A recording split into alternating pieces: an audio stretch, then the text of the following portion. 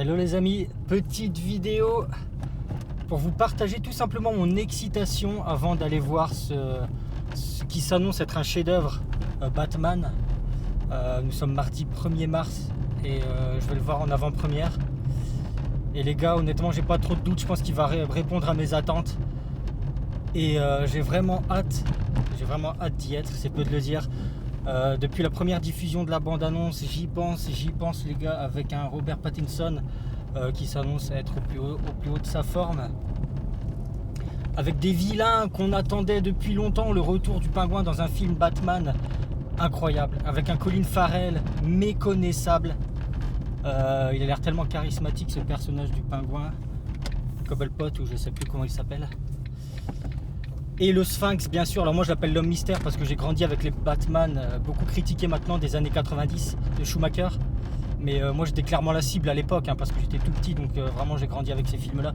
Et Tim Burton, bien sûr les Batman sombres qui s'étaient fait taper sur les doigts à l'époque par la Warner en disant attends t'es gentil mais ça fait un peu trop flipper tes trucs là, nous on veut un public jeune. Et mais en fait c'était juste un visionnaire, voilà, parce que c'est une facette de Batman qu'il faut creuser et j'espère, moi j'attends ça de ce film clairement.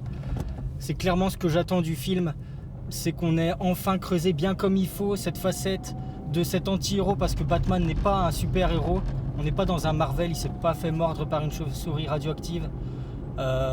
C'est juste un gamin qui a vu ses parents mourir sous ses yeux, qui est dans le doute, limite on peut même parler de dépression, etc. Et n'oubliez pas que le plus grand ennemi de Batman, c'est lui-même. Voilà, dans mes souvenirs, alors je pense que ça doit dépendre des versions, mais dans mes souvenirs, il avait la phobie il a la phobie des chauves-souris, mais il en fait une force. Il devient ce fameux justicier, etc. Et moi, j'ai vraiment hâte de découvrir ça. J'espère vraiment que ce côté-là de cet anti-héros qui est Batman est vraiment développé, sur ses doutes, ses réflexions. La recherche d'identité, tous ces trucs là, etc. Vraiment j'ai hâte. Et en presque 3 heures de film, alors habituellement je suis pas fan des films qui durent 3 heures. Là j'espère qu'il n'y aura rien acheté, je pense qu'il n'y aura rien acheté. Et du coup en 3 heures de film j'espère qu'il y aura une bonne petite histoire autour de Batman. C'est ce que j'attends, c'est vraiment ma grosse attente du film, c'est qu'on creuse enfin ce personnage qui est tellement complexe, tellement sombre.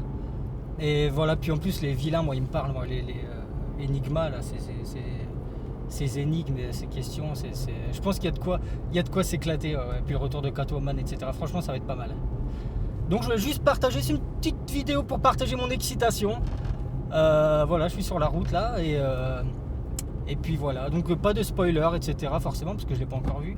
Mais honnêtement les gars, on n'a pas trop de doute, c'est une valeur sûre on va dire, je pense. C'est le film de l'année et c'est peu de le dire de l'année. Donc voilà, je vous souhaite une bonne soirée les amis. La mienne sera bonne en tout cas. Ciao.